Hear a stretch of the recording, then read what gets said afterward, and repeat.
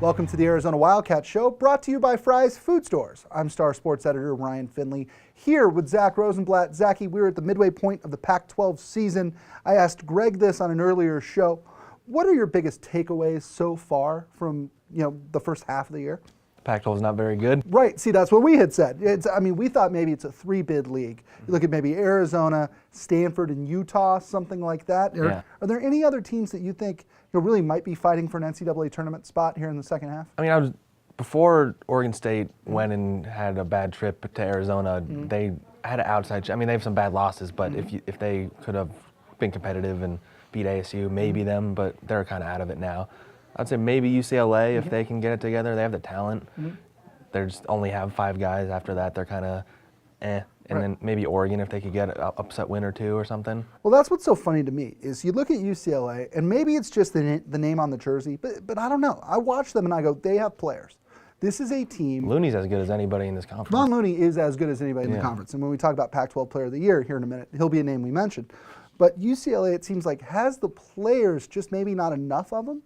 But, teams have gone to the NCAA tournament with 4 good players. The Arizona Momo Jones, Derek Williams team had 2 good players, player and a half. When teams like that, they go through spurts, which is exactly usually they've lost 4 in a row, then won 4 in a row, and then lost 5, and then won 3. So if they can just be more on the winning side of things, then they'll have a better shot. They kind of need to almost win out if they're going to make the tournament. Right. To me, this is sort of vintage UCLA. The Bruins went up to Oregon 2 weeks ago and got pounded at Matt Knight Arena, 25 points or something like that.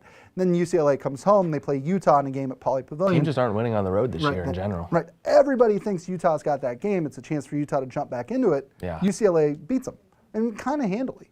Yeah, that's the Pac-12 this year. Things just keep happening. You're like, you think you know what's going on in Stanford. Like, yeah, they're probably a lock in the top 3, and then they go and lose to Washington State. Hypothetically, if they start losing some more games, then they're not a lock to make it anymore. Right. You look at Pac-12 Player of the Year. Bill Walton, Sean Miller, all sorts of other people. Wayne Tinkle have been calling for T.J. McConnell to be the Pac-12 Player of the Year. This is a guy Bill says it, then it's right. But this guy's not been the Pac-12 Player of the Week. This guy, you can make the argument, is not the best player on his own team, and yet he's probably the most valuable one. Explain that.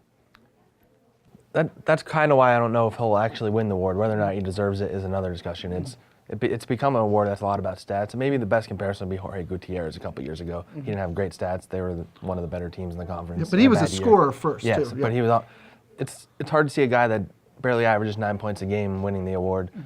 I still think as of today it would be Delon Wright probably, maybe Chase and Randall, but McConnell deserves it. I just don't know if he can get over that hump just because of the scoring. Absolutely. I asked Greg Hansen this, Zach, on our last show, and I will ask you, putting the proverbial gun to your head here, who wins the Pac-12 championship game? Arizona? Arizona. That'll do it for this episode of the Arizona Wildcat Show, brought to you by Fry's Food Stores. For Zack Rosenblatt, I'm Ryan Finley. We'll see you next time. Try this matchup. Low prices and faster checkout. You can count on it at Fry's.